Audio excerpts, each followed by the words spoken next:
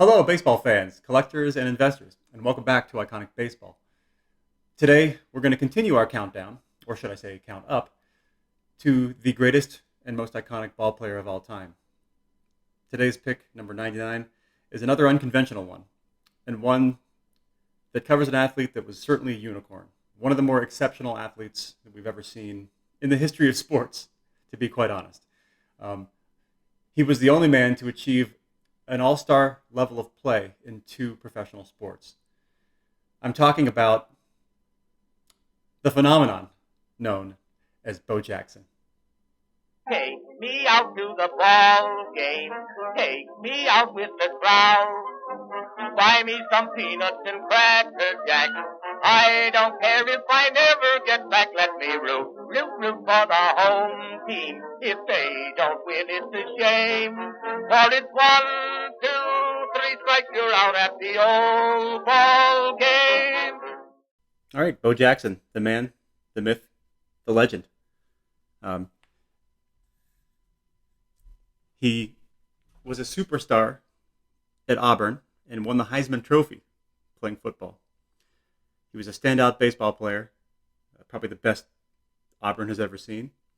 And then he would go on to be a Pro Bowl football player and an all-star baseball player, the only man who can make that claim in the history of sports. We'll probably never see it again. And anyone that was around when he was at his height remembers how iconic Bo Jackson was. He was the coolest athlete in the country. He captivated the country in a way that few athletes are able to. As a baseball player, how was he? Well, he was a 2020 player, a couple different seasons, almost three. He was a 1989 All-Star. He didn't hit for a particularly high average, I think 252 career average. He didn't walk a lot. He struck out quite a bit. So plate discipline was not his strength. He had a great deal of power. He hit 500 plus foot home runs.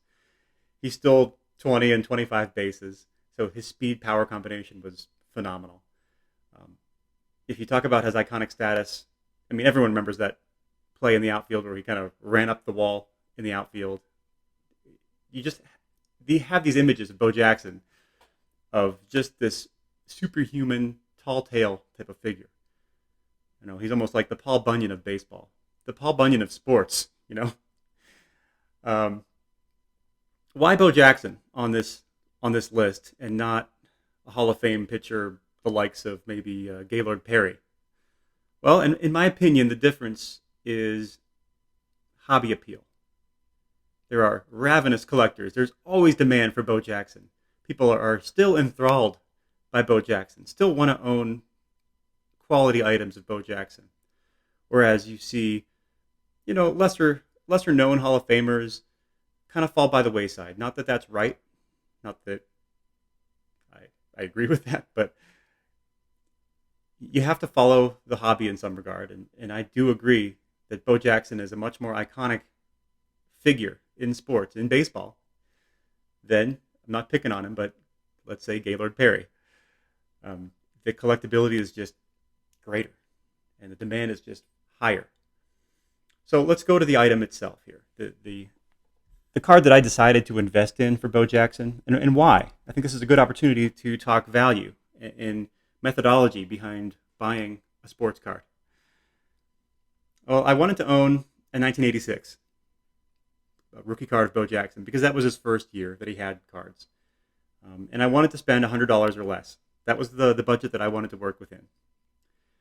So that narrowed down my choices really between the 1986 Topps Traded, which is a more prominent card, the one that more people know of, and then this card, the 1986 Donruss The Rookies. Lesser known, but I always like the look of it. You know, it's like that classic 80s, so ugly that it's cool looking design. You know, it keeps growing on me every time I see it. So when you look at the 86 Topps Traded, there's so many of them out there. Junk wax era, obviously. The 86 Topps Traded Bo Jackson rookie, there are 8,373 of them graded by PSA, which is just a huge population of those out there. Over 1,000 of them have achieved a 10. And so when you look at price that Topps Traded rookie out, they go for between $300 and $400. So I looked at that and said, well, that's outside my price range. Also, there's too many of them out there for me to be comfortable uh, pulling the trigger on a card like that at that price. So that sort of ruled out the Topps Traded for me. And then, so that left this card, the 86 Donruss the Rookies, lesser known. And then I looked at the pop report on the PSA site, and instead of 8,000, the total graded of this card was 2,320. So that's interesting to me. And so you would expect that this card would be, 4 times, maybe 3 times more valuable than the Topps Traded. Well, not so. It goes for about half the price. Interesting value in my mind. So then I looked at PSA 10 of this card, and they go for about $200. So, okay, all right, we're getting somewhere now. But it's still twice what I wanted to spend for a Bo Jackson card in my collection. So then that's what made me look at Beckett. So let's look at Beckett BGS 9.5, which is still gem grade quality, still a very well-respected grading company. And I saw that these cards were going for right around $100, which fit perfectly right inside my budget. And so then I put an offer in for one. I saw a beautiful example, put an offer in for $85, and I got it. So $85, and I have the 86 Donruss the Rookies in gem grade condition, and I'm very happy. And I was able to find a way to own a nice Bo Jackson rookie card at a high grade within my budget. So just be open to looking at other grading companies, as long as they're still one of the big three. PSA, BGS, or SGC is what I recommend, and that's kind of what I stick to in my collection. But be open to finding value outside of PSA 10, especially if you have a budget you really want to stick to. Beckett 9.5s, I think, in many cases offer a lot of value. And there may be a day, I'm not saying this as a hard prediction, but I wouldn't be surprised if in the future someday, if PSA was trying to make a grab at monopolizing the market, they may someday introduce some kind of initiative where they're offering extremely cheap crossover service because they want to own the market. I could see them in 3, 5, how many years. They're trying to own the market. They say, oh, send us all your SGC and Beckett slabs, and we'll cross them over to PSA for $5 a card. I'm not saying this is going to happen anytime soon. But if they want to really grab the market, that's something they could offer as a way of getting more cards in their slabs and owning more of the market share. So just an interesting thought that someday the crossover service may be cheaper than it is today, which is why I have no problem owning a BGS 9.5 of these cards, or an SGC 10, for example. You're still buying the card, not necessarily the grading company, and staying within the budget that you set. All right. Well, moving on to iconic images here.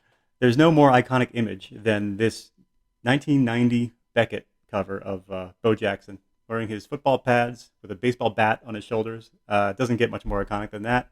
This is Bo Jackson at the height of his powers, in his prime, so to speak. And I just love these old Becketts. If you flip to that first page before the price guide starts, they had the hot and cold list. I was always looked at that first. Oh, who's hot? Who's not? Who's the guy that everyone's looking for? Guess who's number one on the hot list? Bo Jackson in this issue. So I just love this magazine. I have a lot of old Becketts that I like to go back through occasionally and just see what things were back in my childhood. Well, that's all we have today on today's hobby lesson and our featured athlete, which is Bo Jackson. Before we sign off on this video, I want to give a shout out to a guy that probably deserves to be in a similar category, but maybe not so much in the baseball realm, more in the football realm. Mr. Deion Sanders. So he's not on my list, but if this were an iconic football list, he would be, because he's a Hall of Fame football player, one of the greatest. And like Bo Jackson, a two-sport athlete, someone who was able to play both baseball and football simultaneously. He didn't reach an all-star level in baseball, clearly reached a Pro Bowl level in football.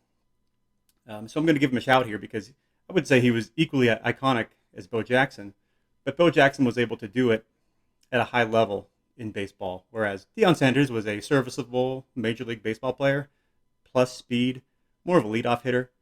Um, but I wouldn't put him at the level Bo Jackson achieved in terms of baseball skill. So I just wanted to give a shout out to Deion Sanders. I love owning a Deion Sanders baseball rookie card, but it's one of those cards that falls outside of my top 10, or I'm sorry, my top 100. But just wanted to give him a shout to Primetime Deion Sanders.